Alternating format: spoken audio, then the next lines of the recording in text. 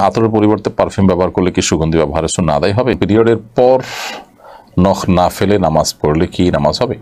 সঞ্চয়পত্রের উপর যে মুনাফা দেওয়া হয় তাকে গ্রহণ করা জায়েজ হবে নাকি এটা সুদ হবে? মনের দুশ্চিন্তা দূর করার উপায় কি? আমার ব্যবহার্য স্বর্ণ আছে 6.5 ভরি, সরি 4.6 ভরি, আমার কোনো ক্যাশ নেই, আমি কি জাকাত দিতে পারবো? জাকাত দিতে হবে? ঘরের মধ্যে গরু মার্কা ঢেউটিন লাগানো, এখন প্রশ্ন হলো এই ঘরে নামাজ হবে কিনা? কোরবানি দেওয়ার জন্য নিজে গাভী পালন করেছি, এখন গাভীর 3 মাসের বাচ্চা আছে, এই গাভী কি কোরবানি দেওয়া যাবে?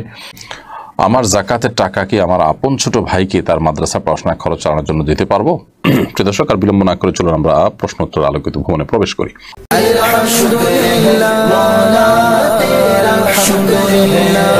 আহমদ নয়ন আপনি লিখেছেন, আমার জাকাতের টাকা কি আমার আপন ছোট ভাইকে তার মাদ্রাসা পড়াশোনা খরচ চালানোর জন্য দিতে পারবো? দেওয়া গেলে কত টাকা পরিমাণ দেওয়া যাবে?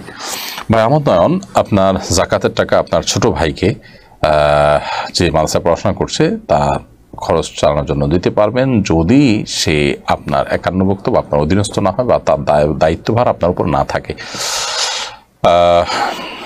আপনার বাবা বেঁচে আছেন, বাবার দায়িত্বের মধ্যে পড়ে তার ব্যয়ভার বহন করা, তো এখন আপনি ভাই হিসেবে তাকে আপনি এটা দিতে পারেন। আর যদি বাবার দায়িত্ব যেটা সেখানে বাবার দেওয়ার সামর্থ্য আছে, বাবা দিচ্ছেনও, তারপর আপনি তাকে দিতে চাইলে সেই সুযোগ তো নেই, কারণ সে ছোট মানুষ হিসাবে তার অভিভাবক যদি সম্পদশালী হন তাহলে সেক্ষেত্রে সেও তার অধীনে জাকাতের হকদার আর হবে না। আর যদি তিনি নিজে অভাবী হন তাহলে তার ব্যবহার বহন করতে না পারলে আপনি তার ব্যবহার বহন করতে পারেন এখান থেকে। তাসনিমা বিনতে জান্নাত আপনি লিখেছেন, পিরিয়ডের পর নখ না ফেলে নামাজ পড়লে কি নামাজ হবে?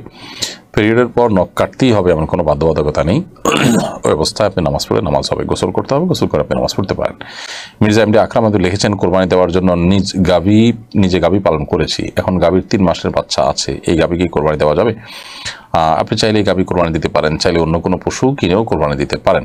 আপনি কোরবানি দেওয়ার নিয়ত করেছেন যে এটাই করব, নিয়ত করেছেন, তো এর মানে এই না যে এটাই আপনাকে দিতে হবে। তবে বিশেষ করে যখন গাভীর 3 মাসের পেটে বাচ্চা আছে তখন তাহলে আপনি এটাকে চেঞ্জ করে অন্য পশু কোরবানি দিতে পারেন। আর যদি 3 মাসের বাচ্চা যেটা আছে সেটা সহ আপনি কোরবানি দিতে চান, সেটা জায়েজ আছে, দিলে সেই বাচ্চা সহই আপনাকে কোরবানি দিতে হবে, অর্থাৎ বাচ্চাটা আলাদা রেখে দিতে পারবেন না, বাচ্চাও জবে করে দিতে হবে আপনাকে, আপনি খেতে পারেন বা না পারেন। আমাদের অনেকের কাছে হয়তো এটা বোঝা আসবে না, কিন্তু যখন কোনো পশু আল্লাহর রাহে কোরবানি নিয়ত করি আমরা, তখন পশুর ভিতরকার সব কিছুই কোরবানি করতে হয়। তো এরকম পরিস্থিতি এড়াবার জন্য আপনি চাইলে সেটা পরিবর্তন করতে পারেন, বিশেষ করে যখন সচ্ছল মানুষ হবেন তখন আপনি এটা করতেই পারেন। অর্থাৎ আপনার নিজের উপর কোরবানি আবশ্যক নয়, কিন্তু আপনার উপর কোরবানি আবশ্যক, নিজে পালন করে এটাই দিবেন নিয়ত করেছেন, এখন কোনো কারণে অসুবিধা মনে করছেন, এটা আপনি পরিবর্তন করতে পারেন। এরপরে দাওয়াজ আরিয়ান ইসলাম আপনি আইডি থেকে লিখেছেন, মনের দুশ্চিন্তা দূর করার উপায় কি? দুশ্চিন্তা দূর করবার জন্য আল্লাহ তাআলার কাছে একটা দোয়া আমরা পেশ করতে পারি, যেটা নবী সাল্লাল্লাহু আলাইহি ওয়াসাল্লাম পড়তেন, আল্লাহুম্মা ইন্নী আউযু বিকা মিনাল হাম্মি ওয়াল হাযান ওয়া আউযু বিকা মিনাল আজজি ওয়াল কাসাল ওয়া আউযু বিকা মিন গালাবাতিদ দাইনি ওয়া কাহরির রিজাল। আবার বলছি, আল্লাহুম্মা ইন্নী আউযু বিকা মিনাল হাম্মি ওয়াল হাযান, আল্লাহ আপনার কাছে আমি পেরেশানি থেকে, দুশ্চিন্তা থেকে পানা চাই, ওয়া আউযু বিকা মিনাল আজজি ওয়াল কাসাল, আল্লাহ আপনার কাছে আমি অক্ষমতা থেকে এবং অলসতা থেকে পানা চাই, ওয়া আউযু বিকা মিন গালাবাতিদ দাইনি ওয়া কাহরির রিজাল, আল্লাহ আপনার কাছে আমি ঋণের প্রাবল্য থেকে এবং মানুষের কাছে আমি তুচ্ছ হয়ে থাকা, মানুষের কাছে ছোট হয়ে থাকা থেকে আমি আপনার কাছে পানা চাই। এর বাইরে ডিপ্রেশন এবং পেরেশানি দূরের জন্য দুরুদের আমলটা, ইস্তেগফার আমলটা আমরা বিশেষ করে পাঠ করতে পারি, দোয়া ইউনুস বিশেষ করে পাঠ করতে পারি। বিশেষ করে দুরুদ ইস্তেগফার এগুলো মানুষের পেরেশানি দূরের জন্য অব্যর্থ আমল হিসাবে প্রমাণিত, এবং বিভিন্ন হাদিসেও নবী সাল্লাল্লাহু আলাইহি ওয়াসাল্লাম আমাদেরকে এই সুসংবাদ দিয়েছেন যে এগুলো মানুষের পেরেশানি দূরের জন্য যথেষ্ট হয়। যে ব্যক্তি ইস্তেগফারকে নিয়মিত করতে থাকে সবসময়, তো আল্লাহ সুবহানাহু ওয়া তাআলা তাকে যে কোনো টেনশন এবং দুশ্চিন্তা থেকে বের হওয়ার পথ আবিষ্কার করে দেন। এমডি আয়াতুল ইসলাম আপনি লিখেছেন, ঘরের মধ্যে গরু মার্কা ঢেউটিন লাগানো, এখন প্রশ্ন হলো এই ঘরে নামাজ হবে কিনা? গরুর যে ছবি আছে ঢেউটিনের উপরে, সেটা প্রথমত অনেক ছোট আকারে থাকে সাধারণত সচরাচর, তো তো যদি অনেক ছোট হয় এবং অস্পষ্ট হয় তাহলে কোনো অসুবিধা নেই। আর যদি একেবারে পরিষ্কার করে বোঝা যায় তাহলে সেক্ষেত্রে সেখানে নামাজ হয়ে যাবে, কিন্তু মাকরুহ হবে, অনুচিত হবে এরকম জায়গায় নামাজ পড়া। এবং সেই ছবির জায়গাটা কিছু দিয়ে যদি মুছে দেওয়া যায় তাহলে সেক্ষেত্রে আর মাকরুহ হবে না। এমনি মোস্তাফিজুর রহমান আপনি লিখেছেন, আতরের পরিবর্তে পারফিউম ব্যবহার করলে কি সুগন্ধি ব্যবহারের সুন্নাহ আদায় হবে? আদায় হবে, তবে পারফিউমে যেহেতু অ্যালকোহল থাকে সেটা ব্যবহার নিয়ে আমাদের ভিন্ন রকম মত আছে, একাধিক মত আছে। অনেকে এটাকে জায়েজ মনে করেন, অনেকে না জায়েজ মনে করেন। তবে জায়েজ হওয়ার মতটা আমরা অধিকতর শক্তিশালী মনে করি এবং সুন্নাহ আদায় হবে আমরা মনে করি। তবে ইখতিলাফ থাকার কারণে কেউ যদি আতর ব্যবহার করতে পারেন আর এটা অ্যাভয়েড করতে পারে সেটা উত্তম, বাট আমি এটাকে ব্যবহার করাকে জায়েজ মনে করি এবং জায়েজ যে সমস্ত আমাকে বলেন তাদের যুক্তিটা আমাদের কাছে বেশি শক্তিশালী মনে হয়। এমনি জসিমউদ্দিন লিখেছেন, সঞ্চয়পত্রের উপর যে মুনাফা দেওয়া হয় তাকে গ্রহণ করা জায়েজ হবে নাকি এটা সুদ হবে?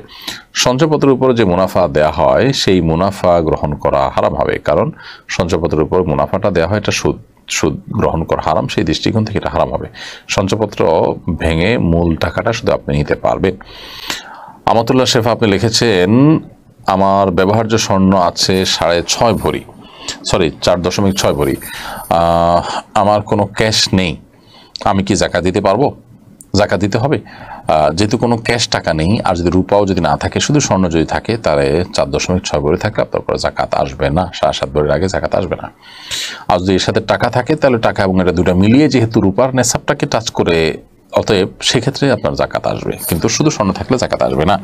ধরুন 6.5 ভরি আছে, সাথে 10,000 টাকা আছে, তাহলে 10,000 টাকা এবং 6.5 ভরি উভয়টার মূল্যমান যোগ হবে, কারণ টাকা এটা স্বর্ণ বা রূপার যে কোনো রূপই হতে পারে, যেহেতু সর্বনিম্ন স্বর্ণের দাম, অতএব স্বর্ণের সাথে রূপার দাম যেহেতু সর্বনিম্ন, অতএব ওই টাকাটাকে রূপা ধরলে তাহলে স্বর্ণ আর রূপা যখন মিশ্র থাকে তখন উভয়টার মূল্যকে একত্র করে স্বর্ণ রূপার যে কোনো একটার মূল্য টাচ করলে জাকাত এসে যায়।